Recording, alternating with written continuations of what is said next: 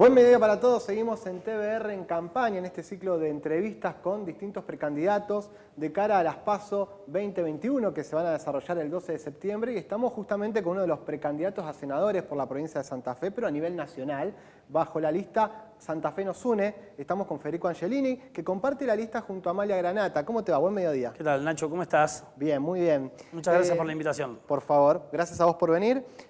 4 listas en esta interna. Vos la liderás junto a Amalia Granata. ¿Qué es lo que la diferencia a ustedes esta lista respecto a las demás? Mira, nosotros lo que estamos haciendo es contar lo que venimos trabajando desde hace bastante tiempo, te diría. Quienes nos acompañan a nosotros saben bien cómo nos posicionamos ante los distintos temas que se fueron dando, por ejemplo, en el último año y medio. ¿Qué posición tuvimos cuando el gobierno avaló la liberación de presos?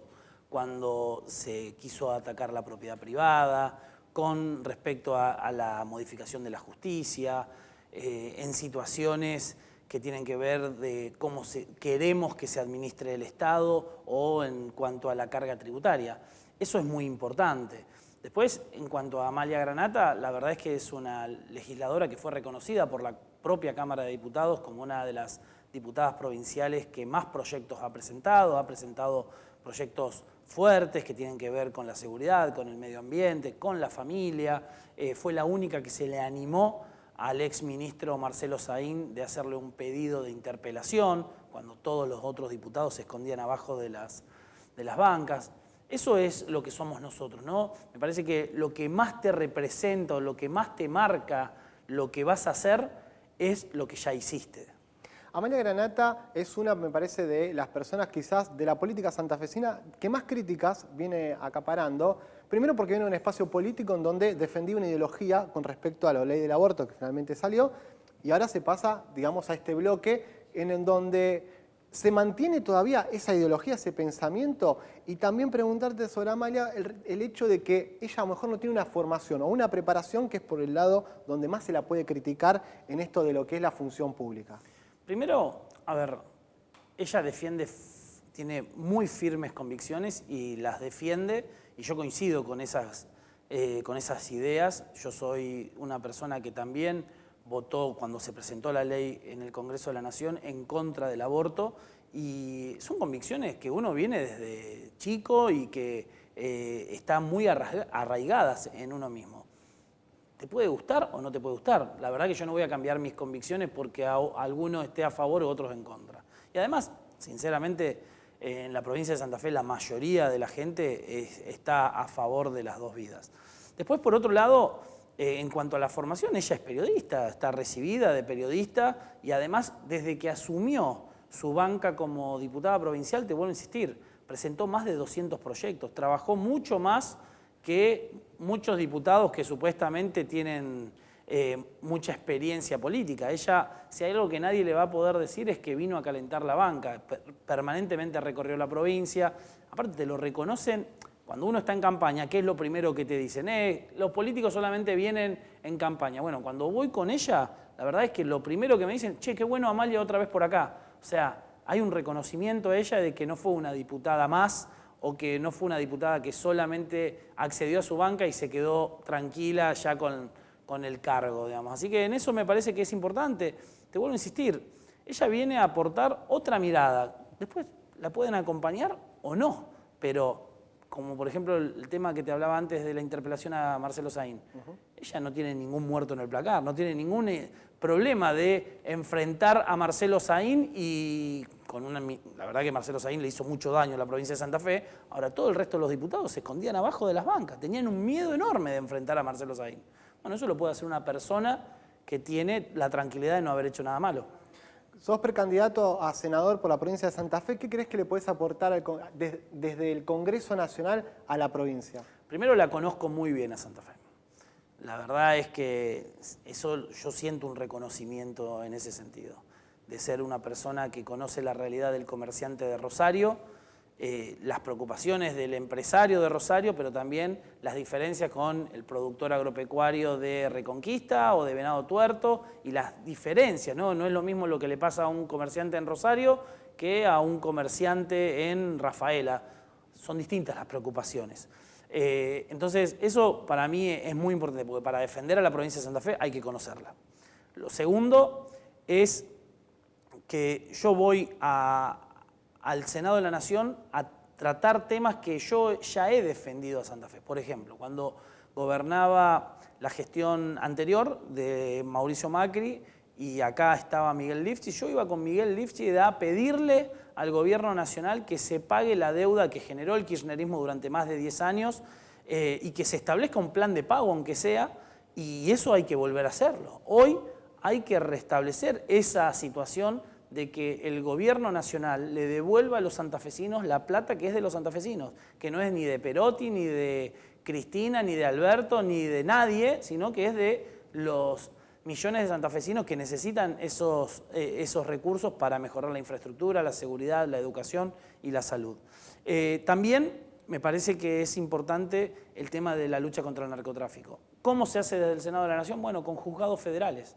Hay que avanzar en la creación de juzgados y fiscalías federales para que se instalen jueces federales para que ayuden a las investigaciones contra el narcotráfico. Hay muchas causas que están en los cajones y que con más juzgados y más recursos para la justicia se podrían avanzar muchísimo. Yo algunas veces veo que algunos candidatos hablan de generalidades y no de cosas concretas que se pueden hacer en el Senado de la Nación, ¿no? Me parece que hay que saber a qué se va el Senado de la Nación, porque si no después lo que termina pasando es que la gente se decepciona porque prometiste un montón de cosas que después no pudiste cumplir ninguna. Y no, porque vas a un lugar que no se pueden cumplir esas cosas. Bueno, históricamente una de las principales críticas que se le hace a veces a los legisladores santafesinos cuando van al Congreso de la Nación es que se olvidan justamente de Santa Fe. En este sentido, algo que yo noto en la campaña que falta, el gran ausente, y no podemos obviarlo porque se está desarrollando el juicio de los monos, es justamente el tema narcotráfico. No veo como estandarte o bandera de la campaña a ningún candidato que diga yo voy a pararme o plantarme frente al narcotráfico. ¿Cómo pensás llevar vos a lo mejor esa batalla que tenemos que dar no solamente desde la provincia, porque ya es un flagelo nacional, ni hablar a nivel mundial, pero cómo pensás llevarlo vos al Congreso? Es que, a ver, esto es de múltiples actores, como vos muy bien decís. Uno desde el Senado de la Nación tiene que trabajar en esto, en crear nuevos juzgados federales, nuevas fiscalías, dotar de más recursos a la justicia para que pueda avanzar en causas. Después controlar, es muy importante controlar. Ahora, nosotros lo hemos hecho. Cuando Patricia Bullrich fue ministra de Seguridad, la verdad es que la lucha fue frontal contra el narcotráfico y veíamos cómo cabecillas de distintas organizaciones delictivas, de distintas bandas narcotraficantes, iban presos. Hoy se escapan de la cárcel. O tienen un teléfono fijo. O tienen un teléfono fijo, digamos. La verdad es que lo que está pasando es que una cuestión que sucedió lamentablemente con este gobierno nacional, y espero que lo reviertan, fue eliminar la dirección de inteligencia penitenciaria, que era tener ojos y oídos dentro de las cárceles, porque muchos cabecillas siguen manejando sus organizaciones desde adentro de las cárceles. Entonces, vos teniendo ojos y oídos, vos podés saber qué está pasando en el vínculo entre la cárcel y la calle. Lamentablemente eso al no estar más es un grave error y que, estamos viendo las consecuencias. Entonces, esas cosas se pueden hacer desde el Senado de la Nación.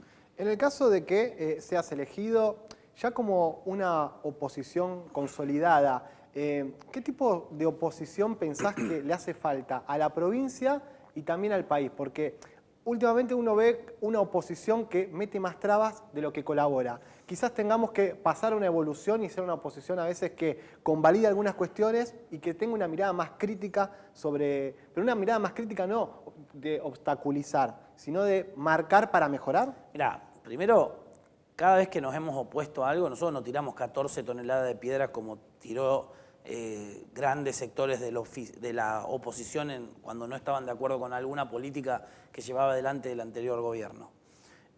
Nosotros nos manejamos distinto. Con el tema de la pandemia, cuando arrancó la cuarentena, nosotros nos encuadramos atrás del presidente de la Nación, acompañándolo en todas las medidas. Ahora, cuando te decían quédate en casa y al mismo tiempo te decían no está mal que liberen a los presos, salía Vudú, salían todos los presos que estaban en las cárceles, cuando quisieron ir por la propiedad privada y te decían quédate en casa, cuando quisieron ir por la justicia, A ver, nosotros somos la oposición, no somos el oficialismo, y en eso hay un sector de la sociedad que necesita ser representado sin lugar a dudas.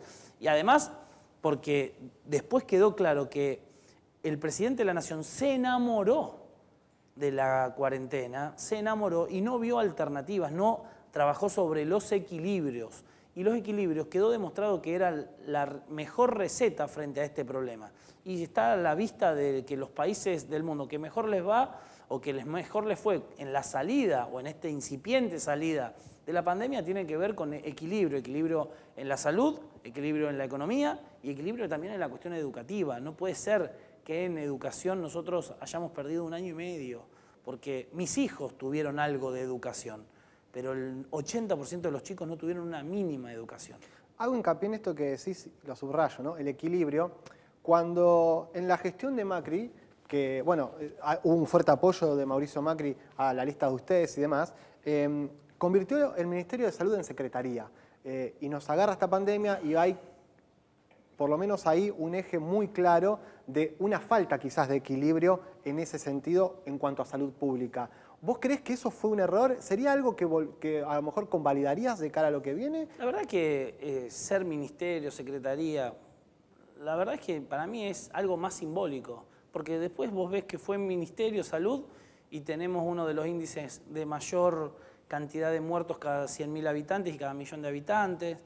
Tenemos, en vez de priorizar la cuestión sanitaria, la cuestión de salud, comprando todas las vacunas que haya en el mundo, se priorizó la ideología, entonces en vez de comprarle a Estados Unidos, no, compramos a otro proveedor como Rusia, y lo dejaron bien claro. Cuando te decían quédate en casa, se organizaban fiestas de cumpleaños y Dylan, el perro del presidente, tuvo más clases que mis hijos o nuestros hijos. Te diría de una de las cosas más graves, que es que apenas llegaron las primeras vacunas, quienes se vacunaron fueron los integrantes del gobierno nacional, los amigos militantes. Me parece que eso atenta mucho contra la autoridad presidencial y nosotros necesitamos que en un momento de crisis la autoridad presidencial tenga peso, tenga importancia. El valor de la palabra presidencial es importante. Ahora con estas cosas, que primero, no, la foto no existe, no, la foto es fake, no, la foto en realidad fue Fabiola, bueno, sí, me mandé una macana. No, no te mandaste una macana, cometiste un delito. Porque todos los que en su momento no cumplieron el ASPO, el aislamiento social preventivo obligatorio.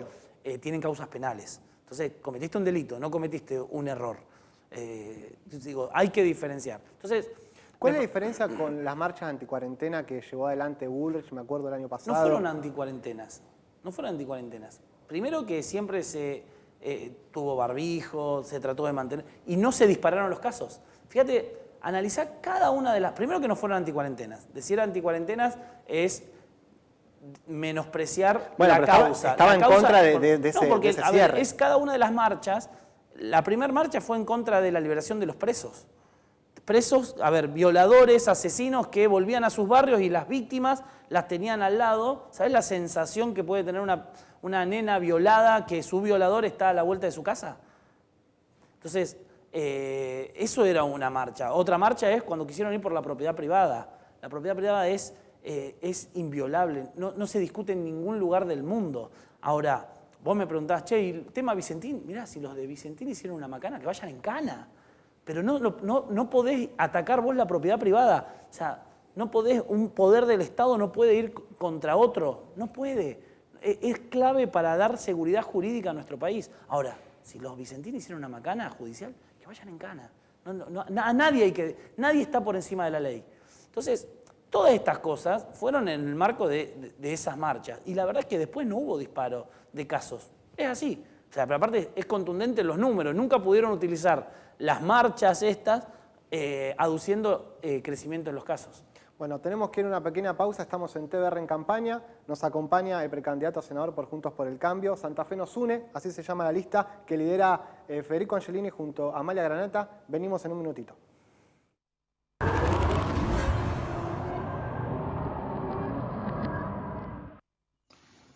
Asociación Trabajadores de Farmacia Rosario.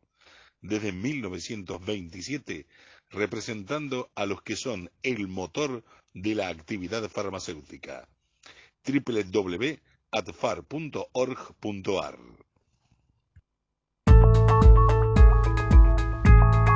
Sigamos trabajando juntos en pos de la seguridad vial. Sigamos cuidando nuestro medio ambiente.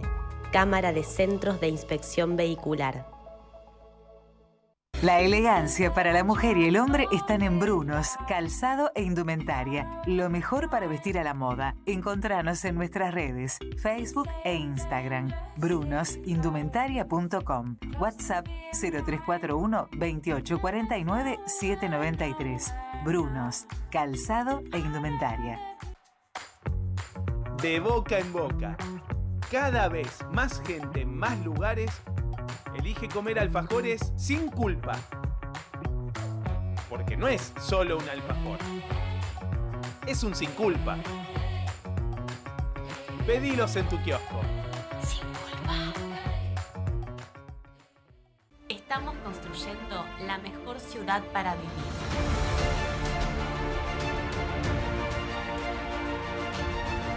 Gobierno de la ciudad de Funes. Intendencia Rolly Santa Croce. Sol de Calamuchita, Cabañas Don Oscar. Un hermoso lugar te espera al pie de las sierras, en el centro mismo del valle.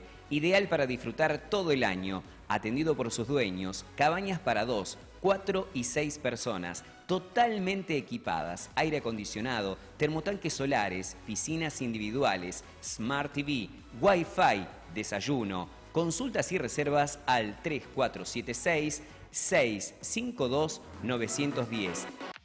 Grupo Emerger es una empresa de servicios de salud prehospitalarios con casa central y sede de operaciones en Rosario. Desde 1994 trabajamos para ser una compañía líder en servicios de salud, reconocida por su estricto sistema de calidad, certificada por la norma ISO 9001 y somos sitio de entrenamiento de la American Heart Association. Grupo Emerger, compromiso profesional.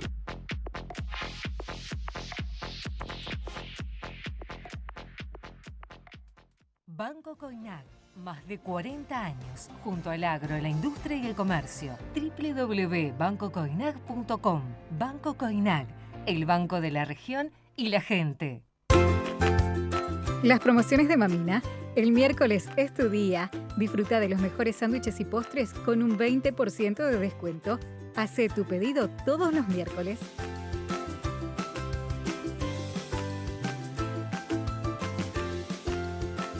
Cuando tenés la tarjeta del Banco Municipal, tenés muchos más descuentos y cuotas sin interés para disfrutar. Aprovechá los mejores beneficios de la ciudad con la tarjeta de la ciudad. Pedila hoy en cualquier sucursal del Banco Municipal o en bmros.com.ar.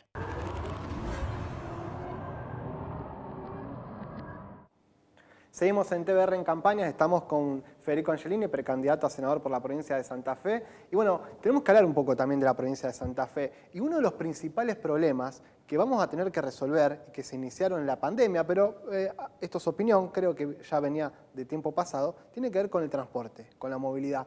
En la ciudad de Rosario no puede ser que durante el 2020 80 paros porque no llegaban fondos de nación.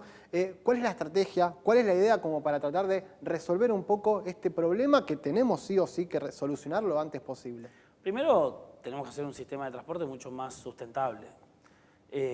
La verdad es que, lamentablemente, el intendente Hapkin no pudo, no supo, no quiso, no sé, tratar de llevar el transporte a un mejor nivel de servicio o por lo menos mantener el mismo servicio.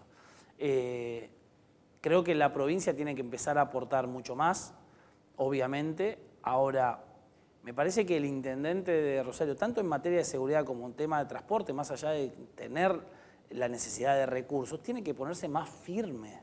O sea, hoy parece que son del mismo signo político y no hacen nada para pelear por mayores recursos para el transporte de pasajeros o para la llegada de más fuerzas federales con una actividad mucho más eficiente.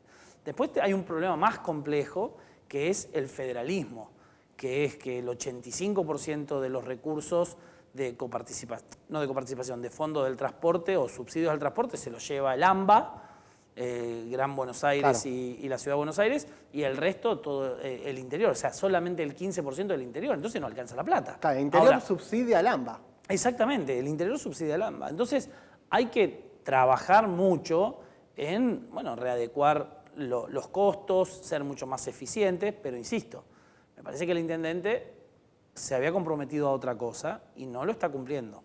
¿Vos creés que en el caso de ser electo senador por la provincia de Santa Fe, podés ejercer presión para obtener más recursos para que se le pueda encontrar una vuelta de rosca a este sistema? Ya lo hice como diputado nacional. En el anterior presupuesto nosotros trabajamos fuertemente para que haya un mayor equilibrio. En algunos casos logramos una partida especial para financiar cierta deuda del gobierno nacional para la provincia de Santa Fe o para el interior del país, pero no nos dieron bolilla para que sea una ecuación más equitativa, ¿no? Que no puede ser 85-15. En esto, la verdad es que ha habido un retroceso muy importante, porque se había llegado a una proporción 65. Cuando la anterior gestión de Mauricio Macri asume, la proporción era 90-10. Se llegó a un 65-35 de recursos. Y fíjate que no, en los 4 años de gestión de Mauricio Macri no hubo problema con el transporte en términos económicos, digamos. Ahora, o de paros, no hubo paros, creo que hubo 4 o 5 paros en los 4 años. Ahora, no, rápidamente en la nueva gestión se volvió a 85-15 y eso no hay manera de tolerarlo desde nosotros del interior. Así que como diputado nacional yo lo trabajé mucho al tema, pero bueno, hay que tener más firmeza. Yo creo que el intendente de Rosario tiene que tener mucha más firmeza, no puede ser timorato en este tema. Uno no puede obviar el contexto pandémico, ¿no? En donde casi al principio de la pandemia, desde el 20 de marzo que empezó la cuarentena, 20 de marzo del año pasado, un 80% de los usuarios del colectivo se bajó y sí fue necesaria la demanda de subsidios nacionales. Pero también del otro lado te dicen, ojo, nosotros podemos enviar cierta cantidad de dinero en tanto en cuanto podamos cubrir otras áreas que no tenemos cubiertas en este momento porque heredamos una deuda, la deuda más grande jamás contraída y jamás entregada por el Fondo Monetario Internacional. En ese sentido, la Argentina está endeudada y la Argentina tiene que tratar de vehiculizar sus recursos de la mejor manera posible y quizás no sea el transporte hoy la urgencia. Pero ¿cómo se resuelve? ¿Los penes de madera eran la urgencia? Entonces, la verdad es que hay mucho relato. Primero que cuando vos ves el promedio en el que se endeudó el gobierno de Cristina Fernández de Kirchner fue 17.000 millones de dólares por año. La gestión de Mauricio Macri fue de 15.000 millones de pesos por año. Pero además, lo más importante, cuando la gestión de Mauricio Macri asumió, nosotros recibimos casi 6 puntos de déficit, una deuda con tasas de interés muy alta, promedio de un 10-11%, reservas negativas en el Banco Central, deudas que no existían, no estaban registradas, en algunos casos Club de París, temas de importación de gas de Bolivia, bueno, distintas deudas que no estaban registradas, fondos que habían hecho aportes a la Argentina y que no estaban registrados y que después todos los muchachos vinieron, che, a nosotros nos deben esto. La deuda con las provincias, ¿te acordás que en el gobierno de Cristina Fernández de Kirchner le quitaban el 15% de coparticipación a las provincias?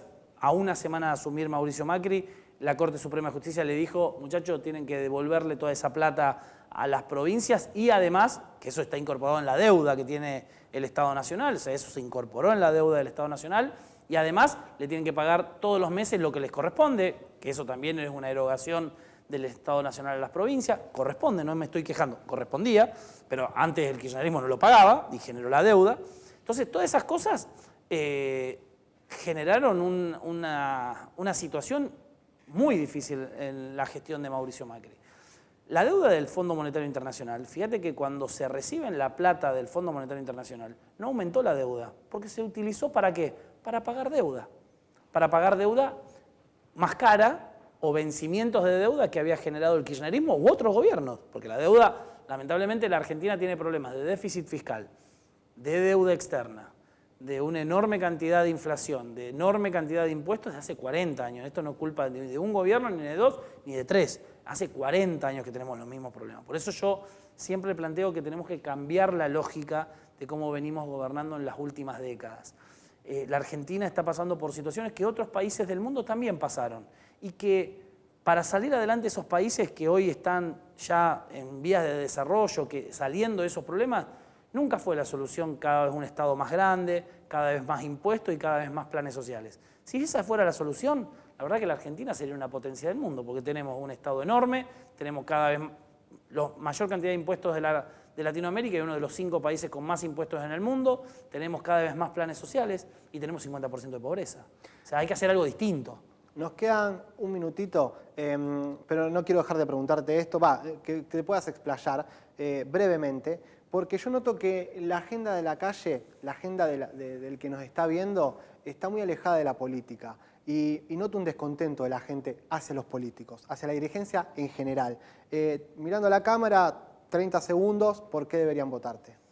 Primero que tienen razón de estar enojados con la política, porque la política no hizo las cosas bien. Ahora, generalizar no está bueno. Generalizar lo único que hace es beneficiar a los chantas, porque los chantas dicen, somos todo lo mismo, así que puedo seguir tranquilamente en esto. Para mí hay que involucrarse cada vez más, hay que ver a quién se vota, ver qué hizo esa persona, qué piensa esa persona, porque esa es la única manera de estar más o menos tranquilo de que te va a representar el día de mañana. Nosotros lo que podemos decir es que durante mucho tiempo hemos recorrido la provincia de Santa Fe, conocemos la provincia de Santa Fe, sabemos los valores de la provincia de Santa Fe, hemos presentado proyectos que representan a nuestra provincia, que tienen que ver con apoyar a la producción, bajar impuestos, que ser más eficientes con el gasto, que los planes sociales no pueden ser para toda la vida, tienen que ser por un tiempo determinado y que mientras alguien que necesita la ayuda recibe un plan social, tiene que estar capacitándose, preparándose para volver a reinsertarse en el mercado laboral. Eso es nuestras ideas y eso es lo que vamos a llevar al Congreso de la Nación. Federico, muchísimas gracias. Muchas gracias a ustedes. Nos reencontramos en una nueva edición de TBR en Campaña. Chao.